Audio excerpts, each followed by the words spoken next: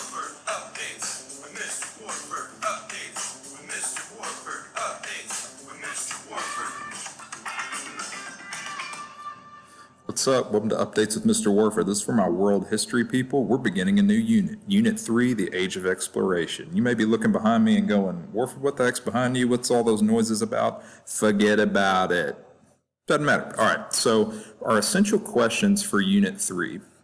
What led to the Age of Exploration? Who are the most important figures of the Age of Exploration? And what was the significance of European exploration on modern-day societies, positive and negative? So something to keep in mind, the Renaissance unit, the Reformation unit, we were moving in pretty much chronological order. Okay, we were moving from the past closer to the present.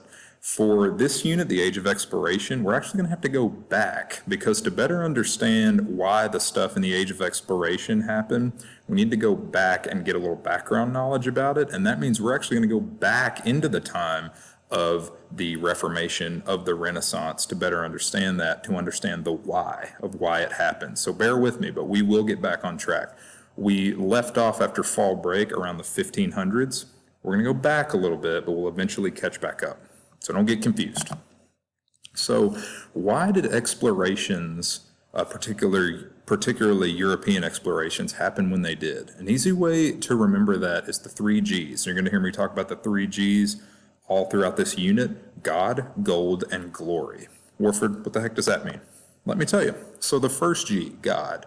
So as members of a religion that seeks to convert people, okay, Europeans saw Christianity and the spreading of Christianity as a good thing, okay? They thought that there were people that were destined to hell. It was their job to find them, convert them to the teachings of Jesus.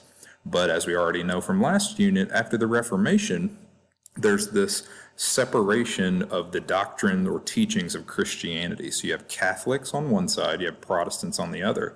So there starts to become this competition of the spread of more Catholic doctrine or the spread of more Protestant doctrine throughout the world. And as certain European powers colonize other places, meaning that they're going to go in and claim land for themselves and try to tell the native people there what to do, they're also going to try to convert them to their religion as well as act as their local government. The Jesuits, remember them from Unit 2, a Catholic group, are some of the most active. They're going to different continents to try to convert people to Catholicism. Also, a big deal at this time, remember when we talked about like the Crusades of the Middle Ages? This idea that Islam is a threat to Christianity and vice versa is still permeating through the culture at this time. So even all the way up until the Age of Exploration, people still think of Islam as a threat to Christianity and vice versa. Islam thinks of Christianity as a threat to Islam. The second one, gold, and you can also add another G, other goods, because it wasn't just gold. So during this time, the Age of Exploration, Europeans are searching for precious metals like silver and gold because they've started a rising and more important banking system, okay? So when you're loaning money to people, when you're accepting people's money, when you're trading back and forth, you need some kind of thing that holds value and symbolizes a certain value in your banking system. Back then, they didn't have as much paper money, but they used precious metals like gold and silver. And that's not necessarily something you can find laying under a rock everywhere. So they want to go to different places to try to find, either mine for it themselves or trade for precious metals to use in their banking system. So by the 1300s, Europeans were also dependent on spices, okay? Things like pepper, cinnamon, nutmeg, salt. It was used to flavor food as well as preserve food, which is super important because back then you don't have modern refrigeration. It's also used in medicine, used in perfumes, used in everyday cosmetics. So Europeans have become dependent on these spices, and they need them more and more and can't find them in Europe. So they need to trade and go find them wherever they can. And then other natural resources like timber, trees, things made out of wood, sugar, tobacco, ivory, stuff that you can't find in Europe, they want to go find it. So that's gold, also goods. And then finally, the third, oh, whoops, my bad.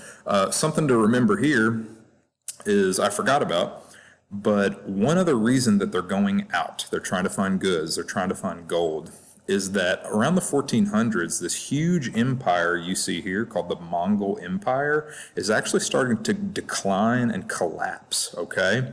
And they used to trade back and forth between the Europe, the Middle East, and Asia, and the Mongol Empire was a big part of that. Once they start to collapse, it's harder to find goods, and those goods from Asia are more expensive because they can't trade with people within the Mongol Empire. Another thing happens that the Byzantine Empire, another important empire of the day, falls, and specifically a place called Constantinople falls to the Ottoman Empire in 1453. And what's important about that is that the Ottoman Empire is actually going to block trade to China or other Far Eastern empires and places and countries.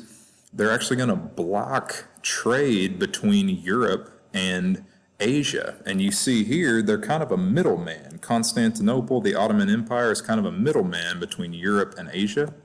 That's going to become a problem because Europeans are going to need to find a way to get the goods they want because these places in the middle are not available to travel, are not available to trade as readily as they once were. The third, glory, okay? If you remember the Renaissance, this rise of this idea called humanism, okay? And with humanism, there's a focus on individual achievement and discovery. So with the rise of things like the printing press, people's ideas about fame, people's ideas about fortune, people's ideas about adventure can be easily read about rather than just reading about biblical texts and biblical teaching.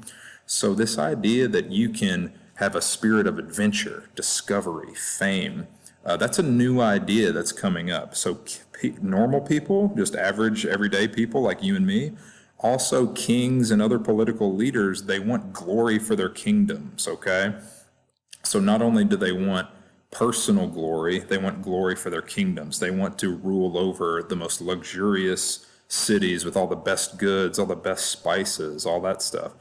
And traveling back then was a lot more rare, okay? So if somebody went to another country, went to another empire, went to another continent, it wasn't common, and they were seen as almost like heroes or very interesting celebrity types, and they got to tell people about their travels. And maybe if they knew somebody who knew how to write a book, they'd write a book about it, or if they could write, they would write it and become famous. So this idea of glory is also going to be part of the age of discovery. So what we're going to be doing today is we're going to be doing an assignment about the Silk Road. So all this stuff we're going to talk about throughout Unit 3 started with this thing called the Silk Road, and it was one of the first trade routes or multiple trade routes that connected Europe, the Middle East, and Asia. And without the Silk Road, none of the stuff we're going to talk about the next 3 weeks could have happened. So we're going to read about it, answer some questions. That's going to be due on Thursday.